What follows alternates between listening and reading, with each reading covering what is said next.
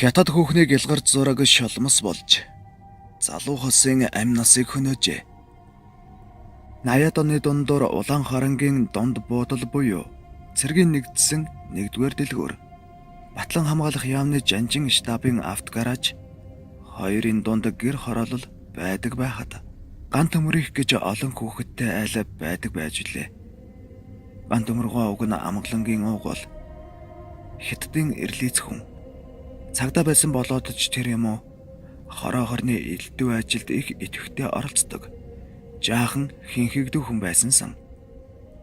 Том хүүг нь ган очир гэдэг бүр 80-ад оноос 10 жилээ дүүргээд урагшаа 8-нд гарсан эр одоо байсан бол 40 гэж яваа эр байх байсан. Тэрбэр урдаас хятад шагаа хятад хүүхний өнгөт хойд зураг авчирч зардаг байсан бөгөөд маш хурдан хөлжиж хашаандаа уянгын шингэр бариад ангийнхаа туяа гэдэг сайхан охиныг эхнэрээ болгон авч суусан юм. Үнэхээр ч нэжгэр хором хийж мань мэдний хэд хоног хөлж үрж билээ. Хормын шин балсар гэдэг бүгд л сайхан өнгөрөө биз. Эхний 1 жил үнэхээр сайхан өнгөрсөн санагдана. Хин хөнгөө атаархам эвтэй нартай сайхан гэр бүл байж үлээ. Гэвч хатан жилээс нь байдал гинэт биш дэж залуу хос үргэлж хоорондоо хэрэлдэх болсон юм.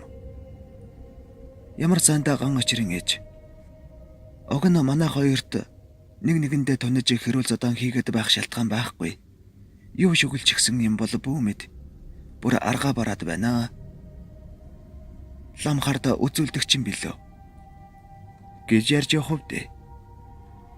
Тэгээд хөгшин нэг юм үздэг хардаг гэсэн хүн дээр очиж үзүүлэхэд цаадах нь. Танаа хүүгийн гэрт нэг муухай юм шүглчихсэн байна. Тэр юм тэдний хувцсны шүгэн дээр байж байна. Тэрнийг л устгах. Тэгэхгүй бол юу ч болж мэдэх юм байна шүү. Гэж анхааруулжээ. Хөгшин хүүгиндээ ирээд тандуул үнэхээр хувцсны шүгэний нүүрэн дээр бодмол хятад хүүхнийг илгар цаасан зураг байж. Их сайн насан байсан болоод ч тэрөө хөгшин зургийг хуулж дийлээгүй байж. Тиймээс хөгшин хүүбэр хоёроо ирэхээр нь ээж нь лам дээр очлоо. Энэ муухай зургнаас болж та хоёр хэрэлдээд байгаа юм байна. Ер нь элдв хүний зургийг энд тэнтэй хамаагүй нааж тавьж болдоггүй юм байна шүү дээ. Ядаж толгойд ирчин юм гэж хэлжээ. Тэгэхэд ган очор ээж дандаа л элдв худлаа юм ярьж байх юм. Ийм зураг ямар ганц манад байгаа биш. Айл болгонд л байдаг. Зүгээр байгаа юм байж л байг. Ямар хоол хорох биш. Гэт огт тоогоогүй юм санаж. Хөгшин маргааш өдөр нь хүүгээ ажилдаа явсан хоогоор гэрт нь оруулаа бэрн нөгөө хүүхний зургийг хутгаар хусаад зогсож байв.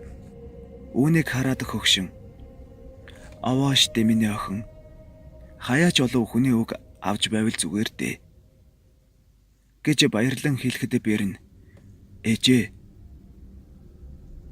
урчин би хар дар зүүдлээд зүүдэнд маань энэ зураг шоломсны зураг болж харагдаад ерөөсөө унтаж чадсангүй. Цаадгыг чинь уурлна гэж бодоод ажилдаа явсан хан арилгаж байна. Ерөөсөө энэ зургийг байсан цагт би тайван унтаж чадахгүй байхаа.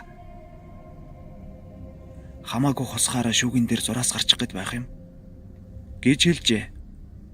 Тэгээд хоёул хамжиж байж зургийг хусж арилгасан ч шүүгэн дээр үл ялэг хідэн зураас үлдсэн байна.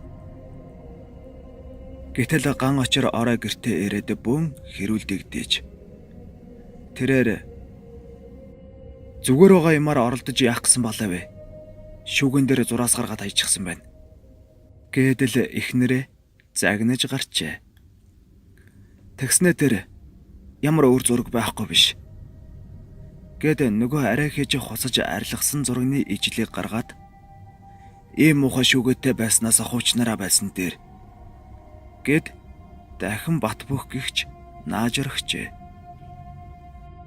Энэ өдрөөс хойш ган очор туяа хоёрын хэрүүлээ бүр гарч мөнхийн мэд үргэлжлэх болсон төдийгүй ган очор эхнэрээ хөхнөц болтол нь зоддог болсон гэлцдэг.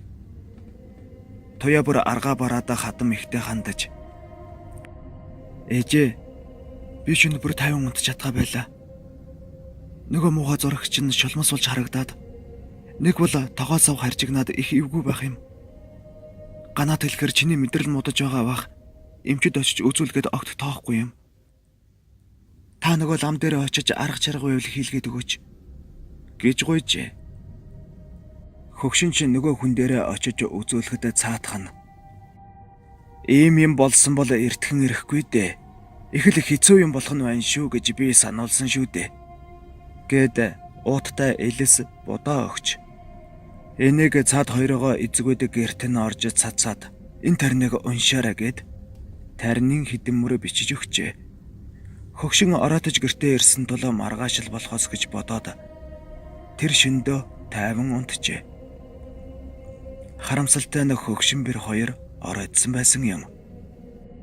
Тэр шин нэг согтуу жолооч зээл 130 машинаар ган очирын гэрийнх нь араас дайрч залуухаас амь насаа алдсан байв. Хашааг нь химэх дайраад гэрийг нь няцлаад хайчихсан байсныг бодоход их л хурдтай явсан бололтой.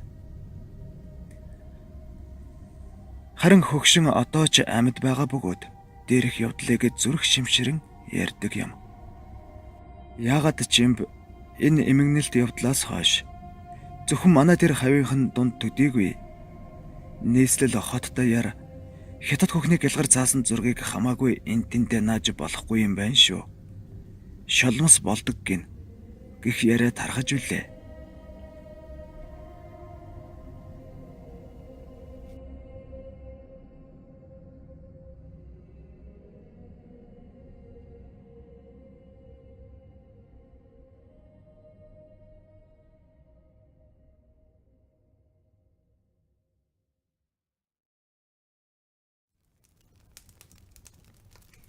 Хэрвээ танд манай бичлэг таалагдж байгаа бол subscribe дарж биднийг дэмжээрэй. Баярлалаа.